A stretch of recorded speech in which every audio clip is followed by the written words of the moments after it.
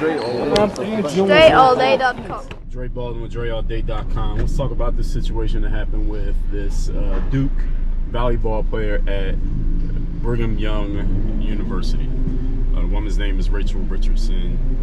She's over 18, so she's technically an adult. So we don't put her name in this because she's the one who put this whole thing out. So those of you who don't know what happened, long story short, Duke is playing a volleyball game against BYU at their campus. This black girl who plays for Duke claimed after the game, actually she didn't claim, her godmother, who wasn't even at the game, her godmother's in Texas, tweets and says, hey, my goddaughter got called the N-word multiple times during the game, allegedly. Now, how the godmother knows she wasn't even there? Allegedly, her goddaughter called her and told her. I mean, why would you call your godmom instead of calling like your dad, your mom, your sister, your coach? Anyway, the godmother puts this out on Twitter. My goddaughter got called the N-word during the game multiple times. So, of course, the media goes and runs with this because the girl's black, and Brigham Young University is in Utah, for those of you who don't know. And that university and the state of Utah is like 2% black, right? So it ain't hardly no black people there. So we all know how this is going to get framed. Racist, racist, racist. And there's a black person who said a racist thing happened to them. And here's what ends up happening. Everybody in the media, they just jump on this story and immediately start condemning BYU. They start condemning the unknown, unnamed, unidentified racist who was saying these racist things, allegedly. As Stephen A. Smith does a segment on ESPN. ESPN does a whole segment on this, how this is so terrible on this college and how it's terrible on other colleges out there. And everybody in the media jumps on this story and they just go in with their condemning and how terrible racism is and we don't stand for racism, et cetera, et cetera. I mean, y'all know the playbook. Y'all know how this goes, right? Y'all seen this movie before. So while all this is happening, the first thing that I'm thinking when I see this is, okay, somebody called you the N-word during the game. That's not good. They probably shouldn't do that. Technically, it's not a crime, but they shouldn't do it, right?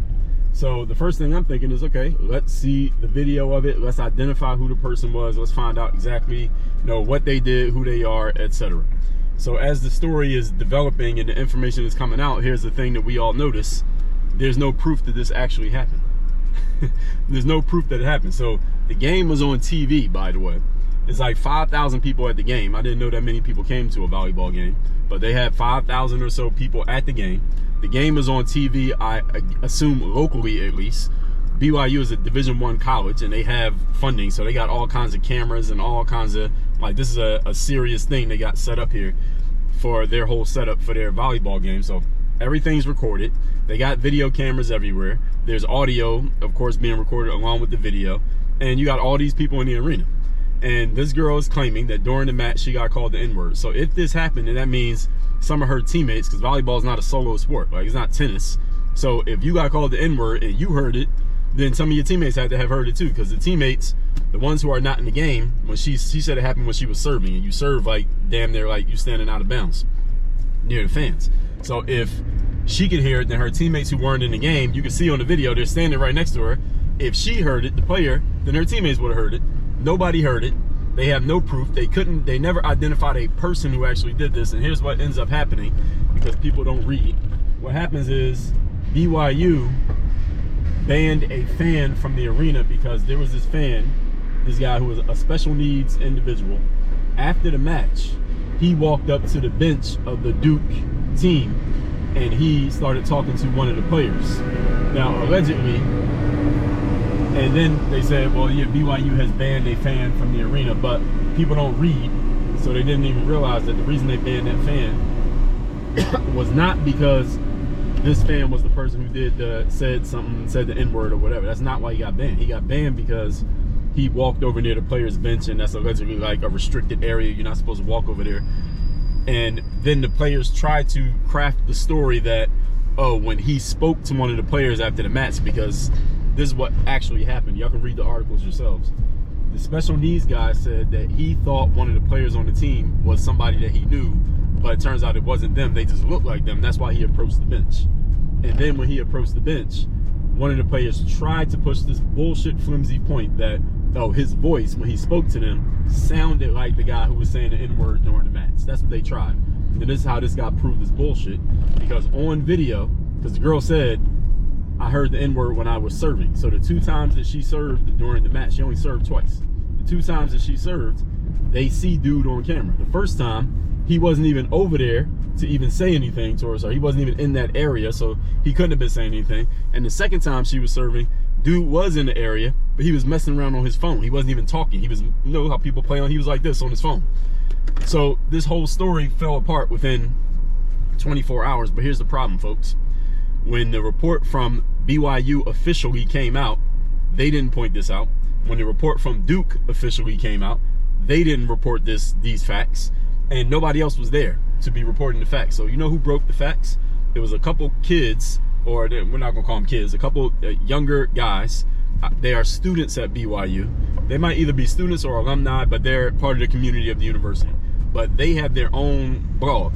It's not a university affiliated, it's not specifically with the university, but they have their own blog / newspaper publication.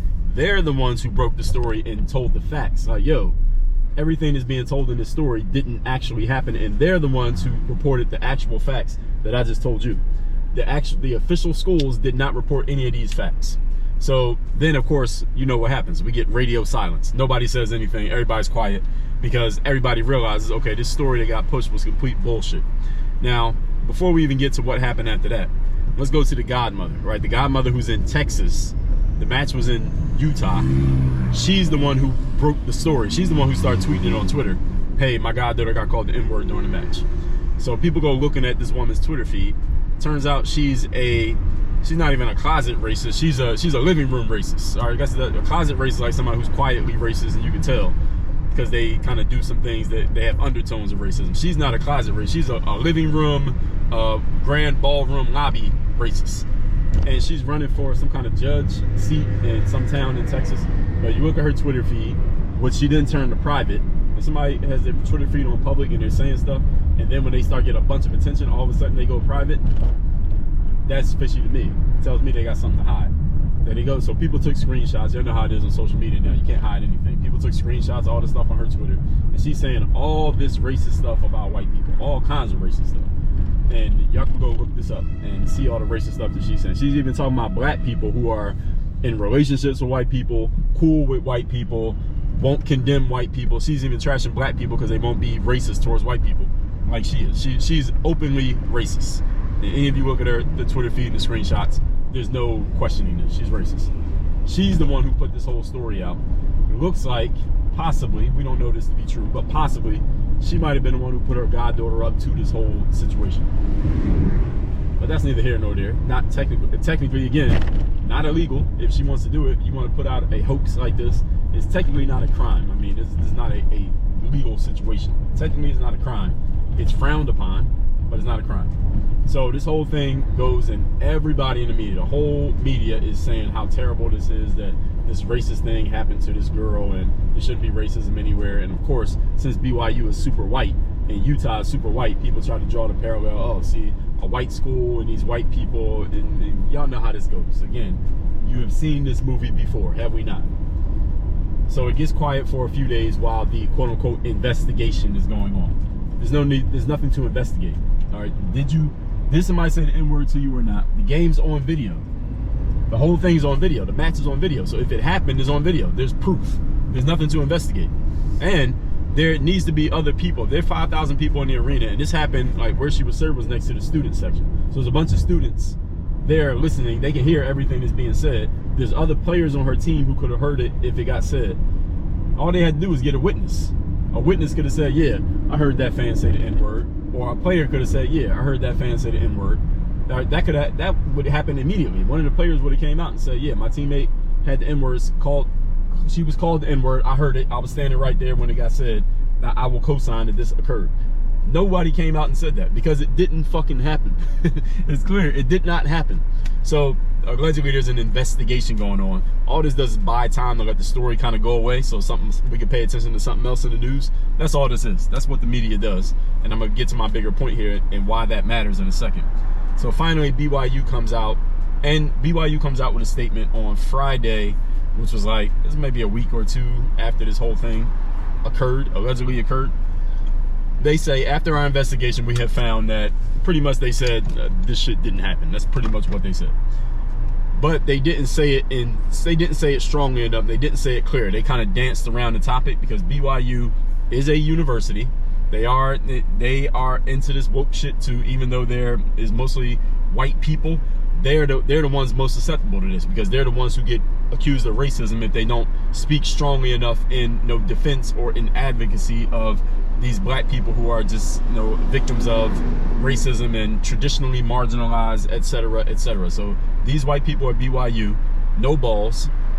The people in the faculty, at least, and this is a normal thing at universities and colleges in the United States these days. And I got another story to tell you about that. That'll be on a different video. And they come out with this statement that says, they don't say it directly, but they pretty much say, we did an investigation and we found that there's no evidence that this actually occurred. That's what they said. Actually, I want to find the actual statement of what they said, because what they said had no teeth. It was very weak. Like, what they said was very weak. It was very what's the way that I want to say it? It was very, let me see if I can find it. Did they delete my post? It just didn't have any teeth.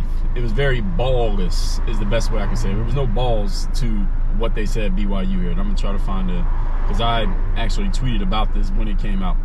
They said, from our extensive review, we have not found any evidence to corroborate the allegations that fans engaged in racial heckling or uttered racial slurs at the event. That's what they said. That's what BYU said.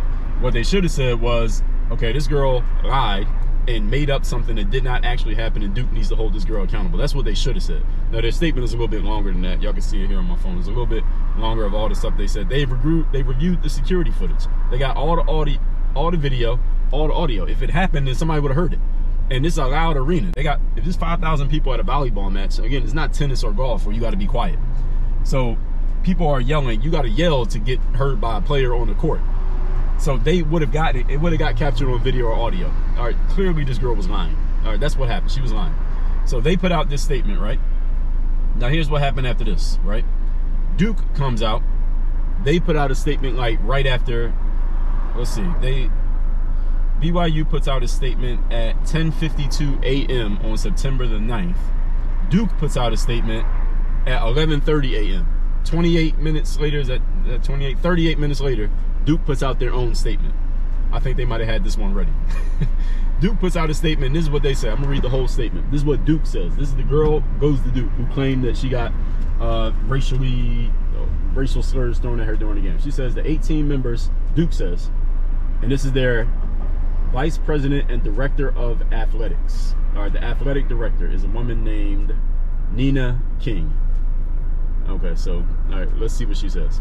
The 18 members of the Duke University volleyball team are exceptionally strong women who represent themselves, their families, and Duke University with the utmost integrity. We unequivocally stand with and champion them, especially when their character is called into question. Duke Athletics believes in respect, equality, and inclusiveness, and we do not tolerate hate and bias, period. That's their whole statement. So they didn't say, hey, what the girl said happened. They didn't say BYU's lying, and they didn't even actually speak to the allegation that was made by their own player. This is what they did. They doubled down on it by saying, well, we stand behind our players, and they said they're strong women and they have the utmost integrity after the girl just got caught lying. So this is their argument. Oh, well, they have the utmost integrity. We stand with them when their character is called into question. Their character is called into question. They started this. This is what I want y'all to understand. This is what wokeness has done to the world. This is what it's done, is that people can come out and make any kind of crazy allegations against anyone else, as long as the person making an allegation is black or female or gay, and the person they're making an accusation against is white or Christian or Republican or a Donald Trump supporter. As long as those are the mix, you can pretty much accuse anybody of anything, and you're going to get away with it, and people are going to stand up for you and defend you because you have the utmost integrity, and we champion you even when your character is called into question. This girl's character is not called into question. We got the answer. It's not just being questioned, it's being answered. Rachel Richardson, I believe, this is my theory, this is not a fact, I believe she got put up to this by her very racist godmother, and she decided to kind of go for this to try to get some attention for herself. It worked, because LeBron James was tweeting about this. Again, ESPN did whole segments about this. She was probably about to book some speaking gigs. She's probably going to sign an NIL deal based on this because somebody needs to advocate for and defend her. This is all complete bullshit. And here's the biggest point, and the real reason why this got my attention, because it's not really about the girl or accusing BYU of racism or all of that. I mean, that's a thing, but that's not really why it got my attention. The reason it got my attention is because journalism's dead. Sports journalism and all journalism. But let's just talk about sports. The number one attribute of a journalist, for all of you, any of you want to get into journalism, and even if you don't, if you're a reader like I am and you read or you consume news and you expect the media to actually tell you the objective truth of what's happening in the world, which is what they're supposed to do, the number one trait of a journalist is skepticism. Meaning, when someone comes out and tells you this happened, the first thing a journalist does is they are skeptical of anything they are told without having facts and some evidence to back it up. That's the first thing a journalist does. It says, how do we know this is true? Where's the proof? Where's the evidence? Let me see the video. Let me see the facts. Let me see the data. That's the first thing any journalist does. The media these days doesn't do that anymore. The first thing the media does these days, because they are incentivized to try to be first to respond to things, is they immediately draw a conclusion and accept what they're told as long as it sounds good towards what their bosses want them to say. I.e., a black person got some racist stuff happening to them in a place with a bunch of white people around. Oh, we're gonna jump on that because it's gonna get us a whole bunch of clicks and likes and retweets and follows, etc., etc. And this is gonna take off in the media. It's gonna go viral. If it bleeds, it leads. That's what the media does these days. So the media is no longer incentivized to be objective and tell you the truth. They're incentivized to tell you the things that are going to make you click, like, retweet, follow, subscribe, comment, etc. Now, what does this mean for you and I? It means you can no longer trust the media. You can't trust what we used to call journalists. These people are not journalists anymore. There are very few journalists still out there in the world. So don't call these people journalists. Stephen A. Smith is not a journalist. Jamel Hill is not a journalist. ESPN does not do journalism. The New York Times and CNN do not do journalism. They used to do journalism. They don't do it anymore. They used to be journalists. A journalist is skeptical always. Here's how you know you're dealing with a journalist: that they do not come out and draw a conclusion on any story until they have the facts, evidence, information, and something to back up any conclusion that they're giving you.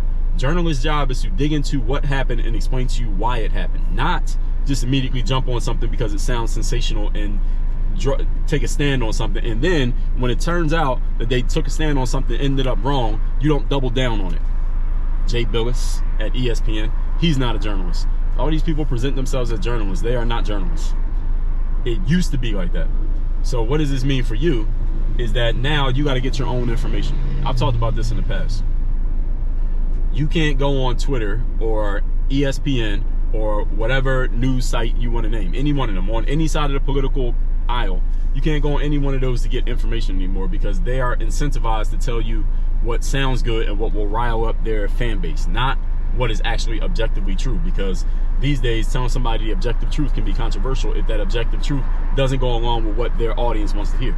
See, if ESPN was to come out and say Rachel Richardson is full of shit because she lied, that would make a whole bunch of ESPN's fans upset, and they wouldn't want to hear that.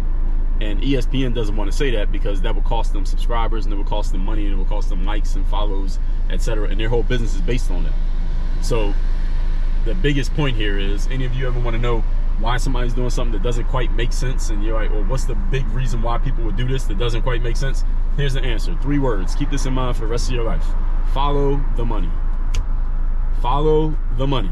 If you want to know why people are doing something that doesn't quite make sense to you, you got to figure out where's the money coming from, and that will probably usually explain why they're doing what they're doing. Now, the Rachel Richardson thing, look, she's going to make money off this. I'm telling you, she's going to do speaking gigs. She's going to be on somebody's podcast. She might get a name, image, and likeness deal, not based on her talent or anything, just because now she's a name. She made a name for herself. She is now known, whereas 2 weeks ago, nobody knew who the hell she was. All right, nobody cares about a volleyball player from Duke. But now they will. Why? Because of this. All right, so this is a hustle. This is a race hustle for her.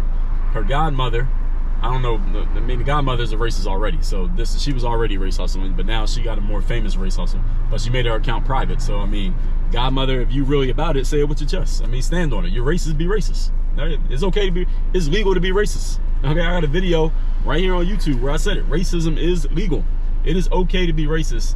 It's legal to be racist. Let me say that. I don't think it's okay to be racist, but it's legal. It's not against the law. Why you make your account private? I mean, you're racist, be racist. Be it with your chest if you're going to be it. Now, if you're going to stand on that, stand on it. So this whole situation with Rachel Richardson, all right, she was lying. She made up the story as a shot to get herself some attention as a race victim. This is a race hustle. It worked because all the people who advocated and supported her when she came out with the story, even when it has been proven that the story was bullshit, they have continued to stand behind her and say, well, we're going to continue to support her even though the story was bullshit. I mean, you can't tell me a better hustle than that. You came out with a story. It turns out you were lying. And the people who supported you when you came out with the story said, we still support you anyway. I mean, what better hustle is there? What better hustle is there, folks? I don't even know what else I need to say about this. Y'all tell me what y'all think, if I got anything wrong here, or if there's something that I'm missing about this story. But that's what it is. That's where the media is at these days. If you are black and you want to get a whole bunch of attention really quick, come up with a nice, neat story about how some racist stuff happened to you anywhere, and find a way to make sure white people are blamed for it, and a bunch of people are going to come to your aid just because of who you said did it, even if there's no proof that it happened. We just saw it. And if you're white, hey, what would I say to a white person right now? What I say to a white person right now is you got a couple options. One is just don't go around any black people at all. Just stay away from them completely because you never know who's a race hustler. Two, if you're around some black people, you know, you gotta feel them out. Let them do most of the talking, feel them out, and find out who's a possible race hustler. And sometimes you never know, because they can be quiet until the moment comes where they can race hustle, like this chick, Rachel Richardson. Nobody knew who she was till she did this. Or if they're a person who speaks a little bit more, somebody like myself, you'll find out once you get to hear me talk, like, okay, I can talk with Dre about stuff because I see he ain't gonna try to, race hustle me. Or what's the other thing you could do? Or you could just become an advocate for black people, and anytime a black person says something racist happened, you could just jump on the bandwagon and condemn racism, even though there's no proof that it actually happened. You could sell your balls, sell your testicles, and you can do that. Those are pretty much the options that you got. If I'm missing one, somebody let me know. That's where we're at, folks. So anybody want to know how I feel about that Rachel Richardson situation, which wasn't even it is a situation. She made it up, but it's a situation. That's where I'm at. That's where I stand. That's what happened. That's the truth. There's no my truth. There's no her experience, this whole lived experience. She didn't live any experience. She made that shit up. It is not a lived experience. It is not her perspective or anything like that. I have a podcast episode where I talked about this. There is no my truth. There is only the truth. It's not my truth and your truth. There's only the truth. One truth. And that's what happened in this situation. And anybody who is not seeing it like that, all right, well, you can see it however you want to see it, but the truth is still the truth, regardless of what you decide your truth is going to be. All right, and that's that. Text me, get my motivation text when I send it out. My number is 305-384-6894. Work on your game. We out of here.